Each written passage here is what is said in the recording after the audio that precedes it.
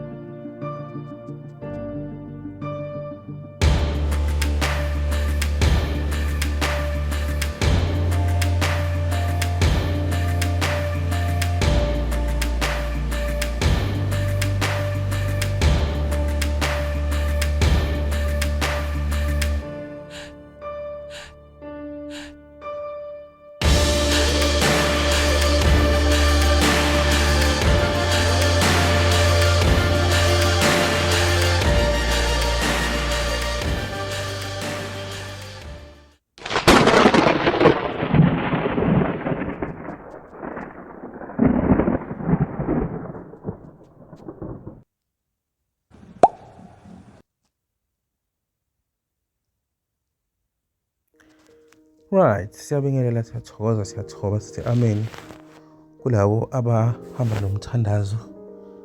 Siyathokoza kulabo abamadlozi nabamathongo nenhlanganisela-ke iziphiwo esinazo. Ilabo abahluphekile abangokwazi ukuthi baqalephi kulonto yemimoya. Before-ke ngingene kule nto le isikhathi sesithunywa, bengicela ukusho nje ukuthi isikhathi sokuvula ukuhlola siqala ngo-10 ekuseni ebese sivalwe ngo-7. After 7 angeke ngize ngiwaphendula ama-message ngaphandle mokuthi isimo esiphuthumayo. Bayazi-ke kulaba sengibahlolile, hayi usuyozwa ngabo ukuthi mhlambe awuyikholwa ukuthi yenzeka lento ukuthi kuyahloleka ngefoni. into engeke ngiyidinga isithombe nje kuphela sakho. Kuba khona nomnikelo othile-ke obviously, umsebenzi akusiwo wethu. Ake singene kwindaba yesikhathi nesithunywa. Right. Siqale la. Isikhathi esikuso njengamanje noma isikhathi ngendlela esisibuka ngayo la akufani nakwindlela yamathongo noma indlela yasemoyeni. Emoyeni yonke into yenza ngesikhathi esisodwa. Yonke into yenza ngesikhathi esisodwa. Osekwadlula okukhona ngaleso sikhathi, okukhona phambilini kwenzeka ngesikhathi esisodwa. So ngisho ukuthi i-past, i-present and i-future yenza ngesikhathi esisodwa. Ingakho umuntu osemathongweni akwazi ukuthi avimbe ingozi kumntwana olemhlabeni, abone ukuthi kunengozi ngoba useyibonile ingozi ukuthi kuzokwenzeka ingozi in 30 seconds time. Le ngane le izoba sengozini and izolimala okanye izoshona la kule ngozi, kanti asikofika isikhathi sokuthi ihambe emhlabeni. Right?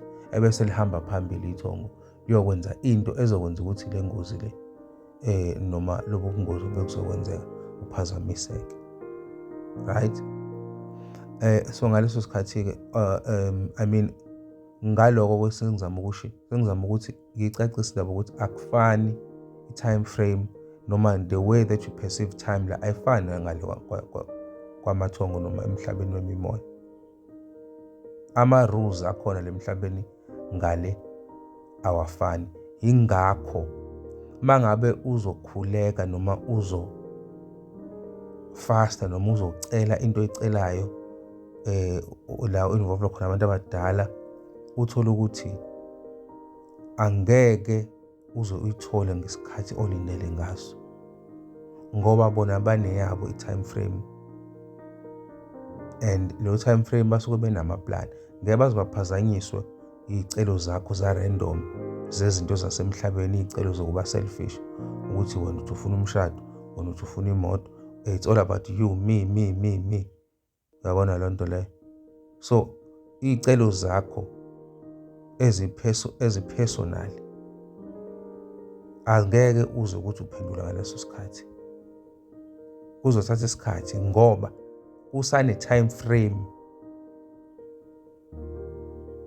ebekiwe yezinto ezisazokwenzeka ekufanele zenzeke ngoba kunesizathu ukuthi indaba kumele zenzeke kona lezo zinto. Isikhathi sesithunywa uyasidimanda isikhathi sayo. Mangabe kuwukuthi umuntu othi mangabe uphaphanyiswa ngabo 3 am ungavuki wena ukhuleke uyoguqa ngamadolo. Zazi ukuthi usuku lakho noma iy'nsuku zakho zokuphila emhlabeni ngeke zihambe ngendlela and kuzobe kwenziwa ngamabomu. Irrespective ukuthi usikusiphi isimo, doesn't matter. Uma uphaphanyisiwe waphaphama ngalezi sikhathi either u3 or u5 or u7 zona ikhathi zeyithunywa lezo. Kuyenzeka nango4 wavuka wena wacofa ifoni wangaya laphana endaweni yakho ukukhuleka noma wangavuka wakhuleka khona uzokwazi ukuxhumana nesithunywa ngoba sidonsa kahle ngomkhuleko. Right? Sidonsa kahle ngomkhuleko. Ungasho ukuthi umkhuleko impepho yesithunywa njengoba uma ufuna ukukhuluma nedlozi nethonga ushisa impepho. Isithunywa-ke impepho yaso umkhuleko ukuthi ukhuleke. Mase ukuthi zonke lezi inkingo nazo bese zonke usidedela laphaya. Uhlambuluke la kulo moya lo alokukhuleka. And usuku nosuku uyazazi inkinga zakho, ufaka kube khona izinto. Ngisho ngabhala phansi ukuthi kusasa ngizokhulekela lokho, kusasa ngalela ube nomkhuleko ohlukile, ungasho umkhuleko weroutine ngoba kuzobe ngazi ukuthi ugcina icala lapho. Munesithunywa nje khohla ubaba wethu esezulwini. Kufanele ukhiphe okusenhlizweni. Mukuthi ukukhuluma mhlawumbe akwazi ukukhuleka, khuluma vele uxoxe, uvele uxoxe. Ulibeke usizi lakho. Sinjalo-ke isikhathi sesithunywa. Siyathokoza.